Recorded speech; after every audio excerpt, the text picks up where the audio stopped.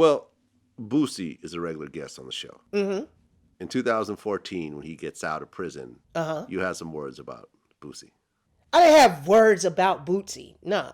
I actually what I posted, if I could vaguely remember, because it was years ago, what I had said is for people to I was like, yeah, man, like Bootsy's dope. Like I'm celebrating that he's out too. But I was like, man, why don't y'all, post more stuff about like, kids, graduating or things that have happened in people's lives that don't get a lot of acknowledgement. Because on social media, you don't see random posts about, well, now you do, but back then you didn't see a lot of random posts about, fathers showing up to the schools, encouraging the kids on the first day of school. And, you didn't see videos of people graduating and crossing over and getting their diplomas and stuff like that, and especially as it related to the community.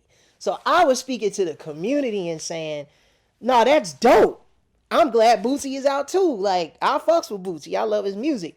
But y'all, everybody's just on it, and I get it, but with the same amount of energy that you're using to promote that and to celebrate that, celebrate this as well, or try to be more cognizant of and aware of presenting those kind of images or celebrating those kind of things as well.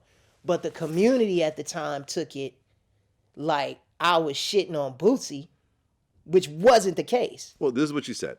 Okay. You said, okay, so I see a lot of people on IG posting stuff about Lil Boosie getting out of prison, talking about welcome home, Boosie back, and all kinds of other coon shit. Mm-hmm. The problem I have with the IG post regarding him getting out is it's being displayed like some kind of thing to celebrate. I'm sorry, man. Why can't we celebrate young black men who have stayed out of prison? Okay. But again, it wasn't like I was saying fuck Boosie. I never it wasn't on it like that. What I was challenging the community to do. What I was challenging the community to do was to celebrate more black men and black women who haven't gone through that yet. Like, cause look, prison and being incarcerated and street life and the negative effects of that, we're all aware of. We celebrate it. Well, we don't celebrate it. Well, we acknowledge it in our music, in hip hop music, and we talk about it a lot. But there aren't a lot of stories that we have a tendency to like focus on that are more positive. Now, this has happened recently where you're getting more people using their platforms and social media to have something meaningful to say or to rally people around a common good cause. You know what I'm saying? For the betterment of the community or the world or whatever. But back when I made that statement was at a time when all people would really put up on social media was just kind of just whatever kind of shit. And it wasn't anything geared towards uplifting the community or presenting more positive images that come from the community to where everybody, outside of the community will think this is just the regular narrative. It's just black men are always coming out of prison. And whenever black men come out of prison, here we go, celebrating and carrying on and woo. And yeah, when your homies, I've had plenty of homies that have come home and I've celebrated and we done drank and we done kicked it, gone to the strip club and all of that. But how many times have I gotten an opportunity to present a friend of mine and said, man, he got his PhD at, such and such. Like, there weren't a lot of opportunities to do that. But now that's happening. Well, and America loves the outlaw. America loves the outlaw, yeah. And he beat a murder case. He did. And I've interviewed him a bunch of times. Mm-hmm. He was, I guess, in Louisiana, when you're facing a murder case, it's one of the few places where they actually put you on death row. No, that's real shit. Yeah. He was facing a needle. No, he was and he was he dealing beat with it. Real shit. He did. So if you talk about America with the dirty system that you have, with black men going to prison when they did nothing. Yeah. Someone actually beating the system. Yeah. Someone who people look up to and who love their music. That's actually a valid point. People aren't just celebrating, a guy got out of prison. It's like, this guy actually beat the system. And this guy actually fought back and had the money to not, be killed by the U.S. government by something he may not have done. You know what, Vlad?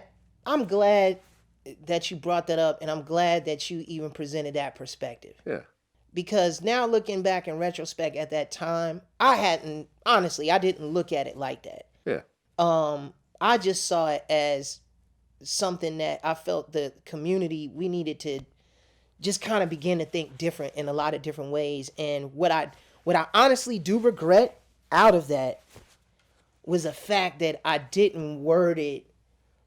And that's why I take so much time now when I'm posting something, even if it's like a lengthy caption. I make sure that I detail specifically where I'm coming from and what I mean, because that statement that I made in no way was it to downgrade or to shit on Boosie in any kind of way. Because like I said, I'm a fan of his work. Like, I listen to Boosie shit, and that's what was so fucking crazy. I'm like, God damn, I just got through listening to this nigga shit.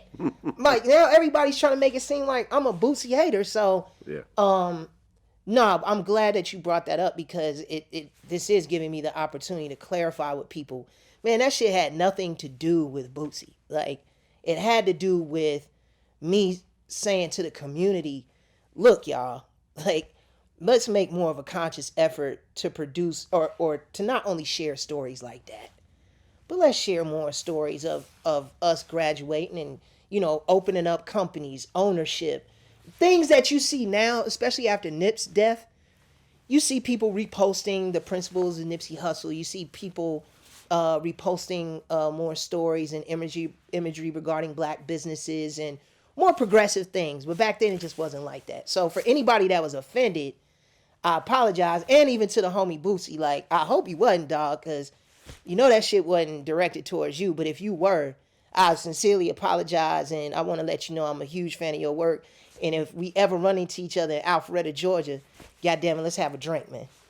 Well, Boosie definitely watches Vlad TV. Cool. Well, Boosie, 100%. well, Boosie, let's have a drink. When I get back home to Atlanta, let's have a drink, because I fuck with you. Yeah. Love your music, and, you know.